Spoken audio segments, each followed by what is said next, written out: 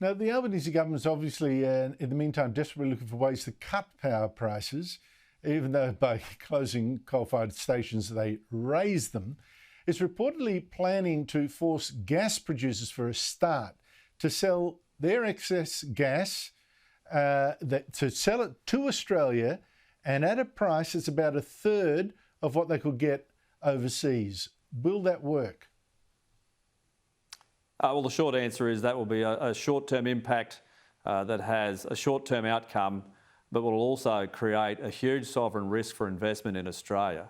And off the back of the budget that Labor had just a few weeks ago, they cut all the things that were supporting gas exploration, including in the Beetaloo. They cut the programs for carbon capture and storage, for example, a technology which has been used around the world. I mean, I saw some of that in Germany in recent weeks. They've sold 600 of these high-pressure pumps for CCS, and yet in Australia, well, it's just not going to be used by the Labor government. And all of those things are bad because you need more supply to drive down prices. Price caps are only a short-term solution. Are you really sure that, you know, the big multinationals will say, oh, listen, if you're going to do that to us, we won't invest again? I mean, money is money, profit is profit. If we've got the gas, we've got the oil, someone's going to come around to try and dig it up, won't they? Or do you really think that will make a difference? Oh, it'll make an enormous difference. You only have to look at the response of the Japanese to the increase in coal royalties in Queensland. They are absolutely doing their pills. I mean, the Prime Minister of Japan flew to Western Australia to meet with Prime Minister Albanese directly regarding those changes. So they rely on Australia. We've been an incredibly reliable long-term supplier of energy and resources into Japan and South Korea and others. And these significant changes have a direct impact on their investment. I mean, why wouldn't they invest in Qatar or in the Mexico Gulf or somewhere else where they can also guarantee those supplies? They're in Australia because it's stable.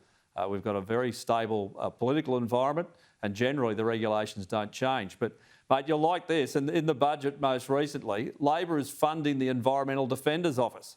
And guess what they do? They take resource projects to the courts and try to stop them. And it's already taking some resources companies more than 10 years, like Adani, another one the other day, 10 years to get the approvals they need. You've really got to have deep pockets to invest in Australia. And Keith Pitt, just remind me again, if we shut down, which is the plan, every single coal-fired power station in this country, forget, you know, that there's not the technology to replace that power. If we do that, how much difference will that make to the world's temperature? Well, absolutely none. That was the evidence provided to a Senate inquiry by the head of the Environment Department a few years ago. We are a 1% contributor in terms of emissions. Yeah, I think that's right. We are a 1% contributor. We should just have a response that is proportional to our contribution. But, you know, under Blackout Bowen's plan for the energy nirvana, well, you'll need to take candles because you won't be able to see the footpath or the road. And we will see blackouts in this country if you don't have a reliable source of energy. Actually, Keith Pitt, well, I've got you there. Scott Morrison, why did you vote against Labor's move to censure him today for secretly making himself the second minister of 5 portfolios, including yours? And you were the unlucky one who did have Scott Morrison make the one decision that he ever did as this secret minister to block resources development. Why did you not vote to censure him? Well, firstly, it was a stunt.